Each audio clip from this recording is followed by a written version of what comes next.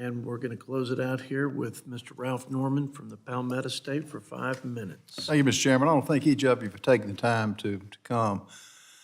You know, what's happened during the last 4 years is untenable. The Biden administration has completely torn the economy out of a frame that we've never seen before.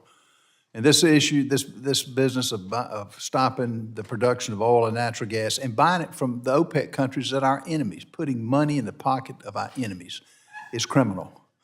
And if you list everything else to the border, to the out-of-control crime, this country doesn't deserve that. It's going to take a lot to reverse the damage that has been done. Ms. Furstcott Roth, would you, you mentioned that Biden has made a cornerstone of this administration to lock up 30% of the federal lands.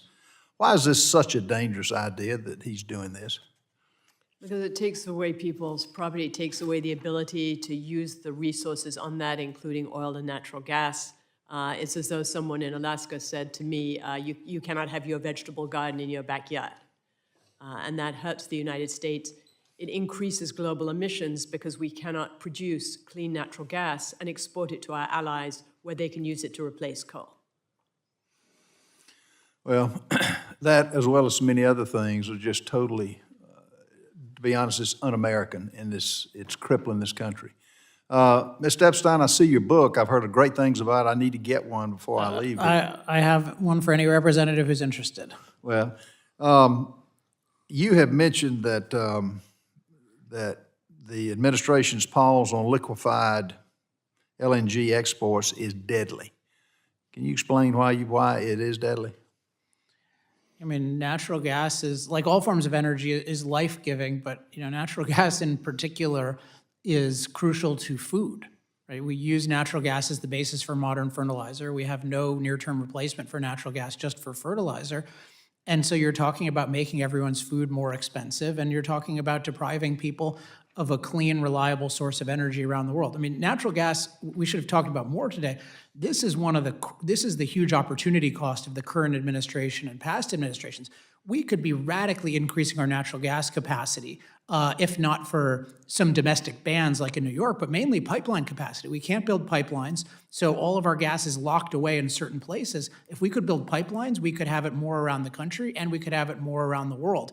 And this is I mentioned this in my testimony, the opportunity cost of not having energy freedom and instead replacing it with government-dictated green energy. People have no idea how prosperous we could be, and they have no idea how poor we will be if we keep going in this direction.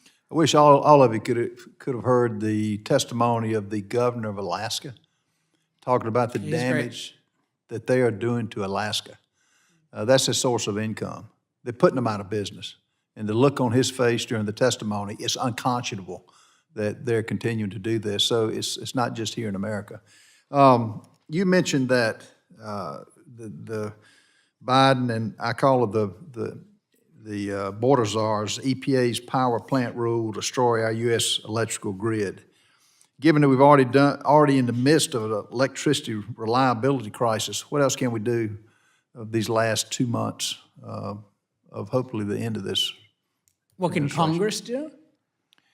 What would you urge us to do I mean, I would urge, so the most immediate thing is do whatever you can to pause the shutdown of reliable power plants, not just the EPA rule, which is just mass destruction, but all the other rules too. So we could document all the different things, but basically we should not be shutting down any reliable power plants right now because it is a threat to the health and safety of Americans. EPA is supposed to protect our health. You cannot have health with a reliable grid, so they're doing the exact opposite. So, I've talked to some people about legislation to do that, but I think, we should put a pause on these shutdowns.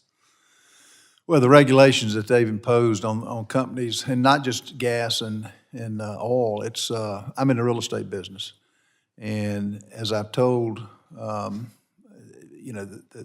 people realize that so goes the real estate market, mainly housing, so goes the economy. There are no battery-operated dump trucks that deliver concrete. There are no battery-operated dump trucks that deliver our food. It's gas and oil. So I just want to thank you. I'm out of time, but We're going to do what we can in the remainder of this term to hopefully reverse some regulations, and the next administration will make a change. I'm happy to help any way I can. I yield back. I thank the gentleman, and